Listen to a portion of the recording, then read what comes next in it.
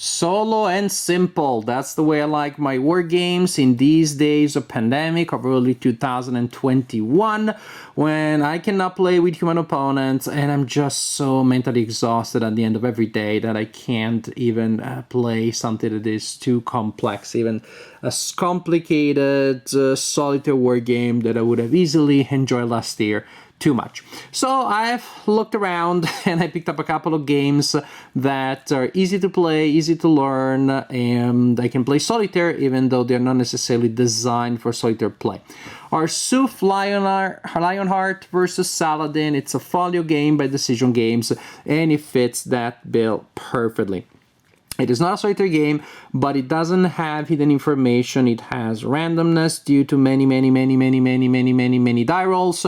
And so you can play, like I did, controlling both sides at the best of your possibilities, and you will have a lot of interesting tactical puzzles, a lot of interesting decisions. So the situation, Richard Lionheart is traveling here with lines of strong warriors and knights and all of those mighty units, and there is a line of supply cars here, and he's trying to get them to Arsuf. Meanwhile, the Saladin and his forces are waiting in ambush there, and so they'll move in.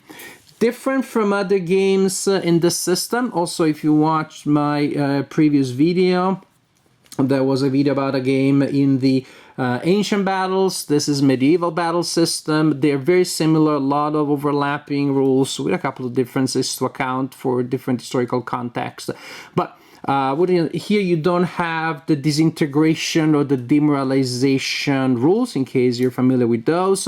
And so victory points are based on different things, such as eliminating enemy leaders and taking control or retaining control of those supply carriages that are really the heart of the entire situation. So what you're going to have is the forces controlled by Saladin will have to figure out if they want to have a single uniform attacks, want to concentrate on some of the flanks, and meanwhile the Lionheart and his forces are trying to figure out how much they can defend, how much they should push through, and try again to protect those cards from some maybe sneaky, quick light cavalry that is trying to make a run to take control of them. So it's an interesting situation. It is a very dynamic situation. It doesn't bog down because it is about trying to make progress in an orderly fashion. In an orderly fashion for the Lionheart. Matter of fact, if the forces of Richard the Lionheart manage to keep a compact formation, to keep a tight formation, they are in a very good situation for them. And the Saladin should try to get them to scatter as much as possible. There is, matter of fact, a rule that allows the Saladin to do precisely that, which is to retreat a light troop before combat, and then a die roll is made, a test is performed to see if the forces of the opponent get so excited that they start running far from the line, following the light troop, and at that point you can surround them and destroy them. Otherwise, on one-on-one, it's very tough for the Saladin's forces to match up. That also means on the combat table you have an exchange result, and if you know what that means, of course it means that a light cavalry being exchanged for a heavy cavalry is a good deal for the light cavalry's owner. I'm just gonna put there a bunch of pieces just for the fun of it. Also, I know you'll be shocked, I don't cut the corners, I don't trim the corners of my wargame counters, and that's just the way I do it. If you don't like that, you can cut them for me, send them back, I'll film a video with those beautifully cut corners. But until then, we go this way. So we have these units that have a combat value here, movement value, and if you have numbers here, they are used for range combat. The big number here is the range combat factor, and the small number next to it is the range.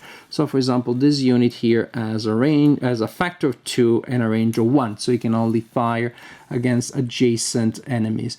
as opposed to these fine fellers here. They have a factor of 2 and a range of 2. Usually stacking is 1 unit per side, but leaders, they can stack with units of their side, and they have a movement factor, and they have a modifier that they use to add to the combat factor of the unit that they're stacked with. You may have noticed some of these units have a white dot, and that is what indicates a light unit. So what happens here?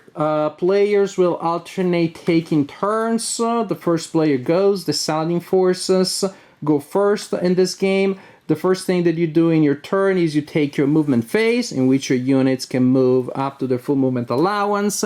They have to stop when they move adjacent to an enemy troop that does not have a white dot, meaning units that do not have a white dot project a zone of control in the 6 hexes surrounding them.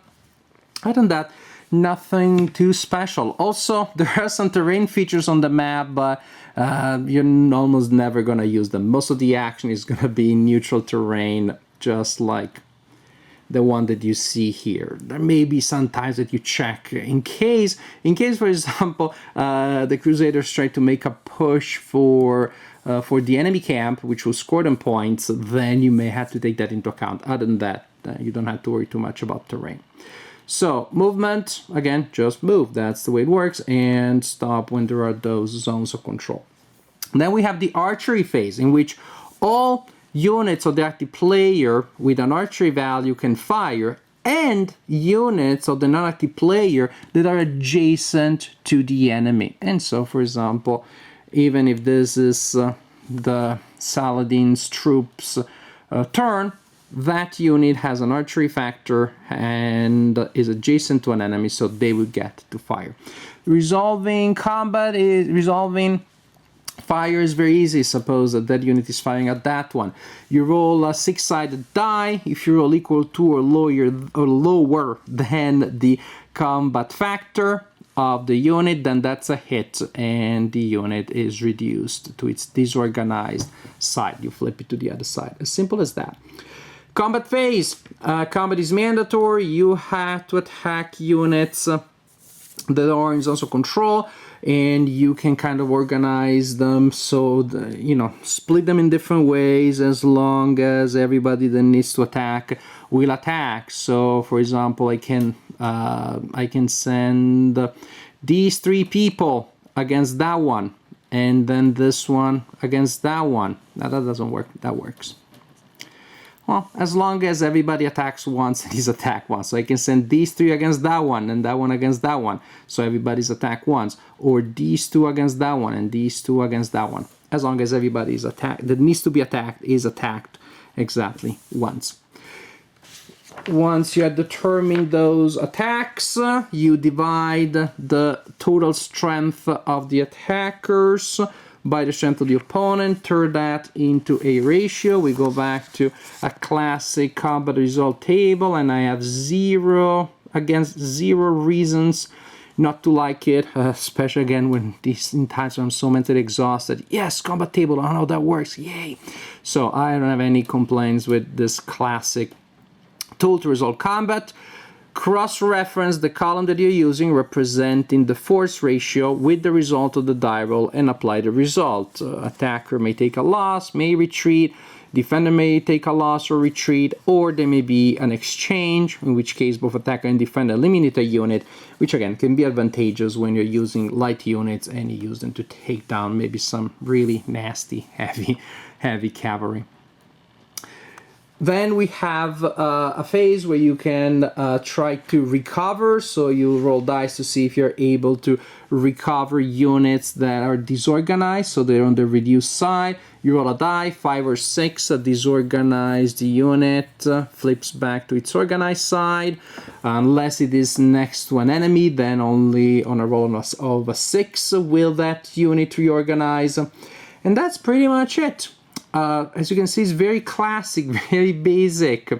Movement, archery, combat, reorganization for one side, the other side does the same, and you continue like this until the end of the game, and then you check victory conditions and you see who won the game. Arsuf is just the kind of war game that I've always enjoyed, and that these days may just be the only game that I can enjoy, at least the only war game. You can set it up quite easily, and there are choices as you set up both sides, and so that is also part of the process already. There are already reasons to start thinking about the strategy. It's not a dull process, it's not that fixed. And then you have a game that you can play in a single evening in a couple of hours, and then you put it away in the folio, goes on the bookshelf, then ready to come back next time. I just need that kind of game these days, and this works perfectly. Even if you watch this video after the pandemic, of course, there are still a lot of advantages in introductory level war games, because you can use them to teach yourself wargaming, you can use them to introduce other people to wargaming. And here you have a system which is pretty simple. It's very straightforward, very linear. If you're a seasoned war gamer, I would almost say you already know how to play this game. Even if you haven't, you just breeze through the rules and you see those 2-3 things where the game maybe diverges from classical concepts. Charges in medieval war games, sometimes that is a big element in the Men of Iron system. I would say almost like a third of the rule book was about charges, and counter charges, and counter charges, and fake counter charges to the counter charges on my charge. Here's much simpler. Cavalry units that can charge or have two sides. One is slower and punches harder, and the other one is faster and doesn't punch as hard. And that's it. That's how you set it. By setting on either side, you determine if the cavalry unit is charging or not. So very simple concepts, and of course you're paying a price in terms of detail and realism, but you do get a general sense of the event. You do get a broad picture, and you get a dynamic picture that is fun to play, it's fun to explore, precisely because it's a very dynamic situation. You don't have one side just sitting there and the other side punching them. Both sides are moving, and the fact that the Lionheart's army is trying to reach Arsuf, and so it's a matter of how much pain you want to take, how much blood you want to pay for movement, and where you take your stand and where you give out a little bit. Those are very interesting decisions. For the opponent, there is this very strong line that you have to break, and if you just charge frontal, it's not going to work. So all of those techniques that you can use to pull units out of the line to try to disrupt their formation, those are interesting elements. They're interesting in terms of gameplay, because you keep punching that line and you bounce back and nothing happens, and you do it again and nothing happens, and yet from time to time you manage to pull one of those units out, you surround it, you destroy it, and then you start opening those little cracks in that apparently impenetrable line of the opponent, and so you have actually a very tense situation. At the beginning, I would say that the Saladin's forces seem to be at a disadvantage, but slowly they can start grinding down the opponents. Then you get a situation that rises to an interesting level of tension, because again, one side, Lionheart side, seems to have the advantage, but they also have the task of protecting those cards, of moving there. So the situation overall is pretty tense. It has a nice arc, as the forces of the Saladin seem in fact to be able to weaken the opponents enough to then inflict a catastrophic damage, but as they do so, they also are weakening the process. So you really have a nice arc of mounting tension, which makes the game pretty fun and pretty interesting, even if you're playing it the way that I did play it, which is controlling both sides to the best of my possibilities. It was fun and enjoyable. So Arsuf, not a new game, but one that is holding up well, in my opinion, and one that definitely is a great game for somebody who is just starting in wargaming, or even for somebody who has played a lot of war games and just wants a little bit of a lighter fare from time to time.